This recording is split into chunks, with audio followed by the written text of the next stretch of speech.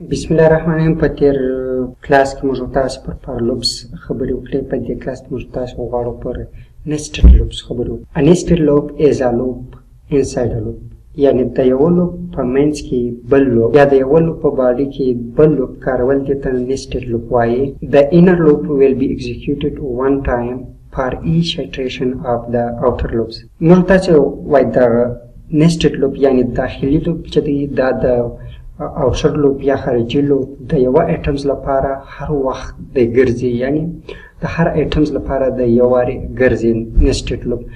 دلته کوم وګورو یو adjectives یعنی صفات دي، دا یو لیست دی او fruits بل لیست دی. غواړو دا په nested loop باندې د دوه لوپونه یعنی دا adjectives باید د هر elements لپاره وکارول شي. مثال read apple read banana read cherry big apple big banana big cherry tasty apple tasty banana tasty cherry. نو موږ تاسو لومړی فار لوپ کارو. کله چې موږ تاسو د فار کیورډ استفاده کوي فور ایکس ان adjectives، کله چې موږ تاسو غواړو دغه فروټس د هر adjectives لپاره باید درې واري یو فروټس راشي، یعنی د دې یو ریټ لپاره باید دا مکمل دغه استعمال شي فروټ استعمال شي د یو بیگ لپاره، یعنی دغه انر لوپ چې دی د آوټر د هر الیمنت لپاره یو ځلې ګرځي. فور وای چې موږ وګورو اوس د هر adjectives لپاره اوس موږ تاسو پرینټ کو پرینټ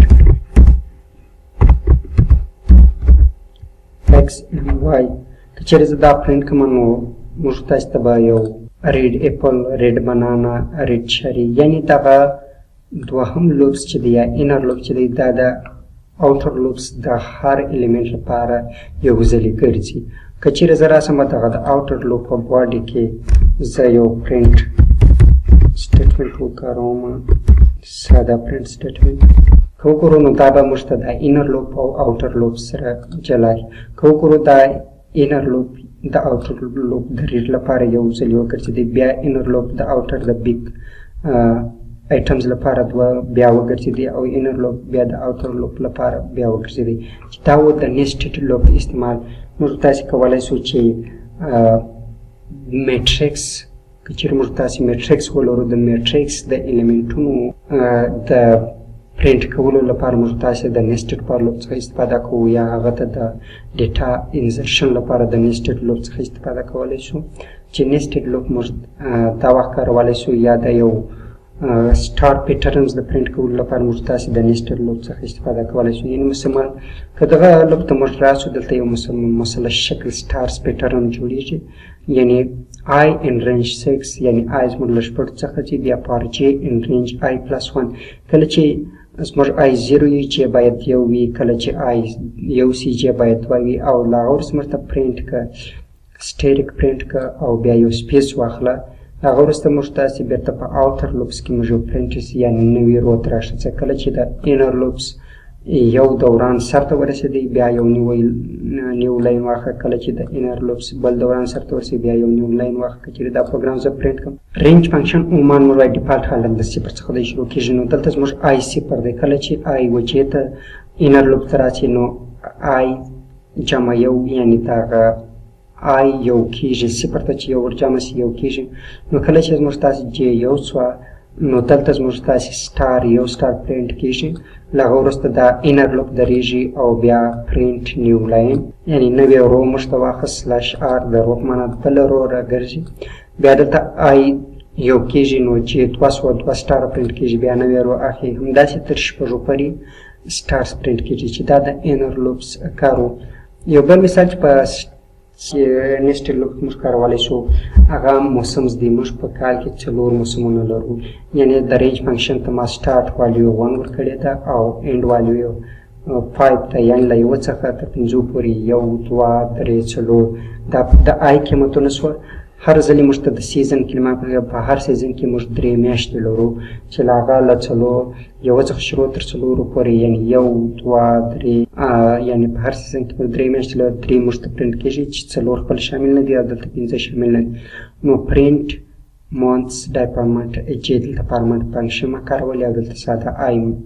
استفاده کړې که زه چیرې دا رن کړم سیزن 1 3 میاشتې لري سیزن 2 هم 3 میاشتې لري او سیزن 3 هم 3 میاشتې لري سیزن 4 هم 3 میاشتې لري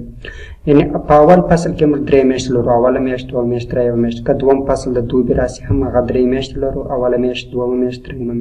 که څلورم درېیم فصل راسي منی هم په هغه کې 3 میاشتې لرو که څلورم فصل راسي په هغه کې 3 میاشتې لرو چې دا د پارلو نیسټډ پارلوپ استعمالو یعنی موږ تاسې nested parloop باندې د میټرکس element پرنټولای شو هغه ته ورچول شو یا 2 dimensional arrays پرنټولای شو هغه ته ډیټا ورچولای شو انډیکس وته او خپل سٹار پیټرن موږ تاسو کولای شو چې دغه د nested په واسطه مینسته راوړو دوهم موږ تاسو پاس کیورډ لرو پاس کیورډ چې موږ تاسو لرو د پاس سټیټمنټ دی دا کوم وخت موږ تاسو په اف ایلس کنډیشنو کې هم د پاس کیورډ استفاده کوم وخت موږ تاسو غواړو موږ د پارلوپ باډي کم ډیټا پرنټ نکړي او بیا ایرر هم رانوړي په پایتان کې نو موږ تاسو د پاس کیورډ څخه استفاده کوو مثال زه غواړم ایکس پرنټ کوم خو زه نه غواړم چې دغه پارلوپ ماته ایرر راوړي نو که چیرې موږ تاسو د پاس کیورډ وکاروو دا رن څو هیڅ ایرر ونه چیرې زه دا کمنټ کوم او رن کوم بیا ایډنټیشن ایرر راځي ځکه دلته هیڅ کیورډ موږ تاسو نه لرو راکړه زه د پرنټ سټیټمنټ استفاده کوم پرنټ x نو دی به دغه عدد ماته پرنټ کې وګورو 0 1 2 3 خو موږ نه غواړو چې دا پارلوپ موږ ته کوم ایرر راوړي او د باډي خالي وي نو بیا موږ تاسو د پاس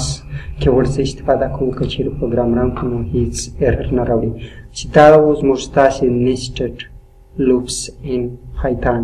چې موږ تاسو کولی شو یو میټرکس 2 dimensional array 3 dimensional array ته الیمنټونه د nested parloop په واسطه اضافه کړو یا یو واچو او بیرته د nested parloop په واسطه پرنټ کړو د الیمنټونه یا یو داسې حالت موږ تاسو ولرو چې هر حالت یا هر کنډیشن یې ځان ته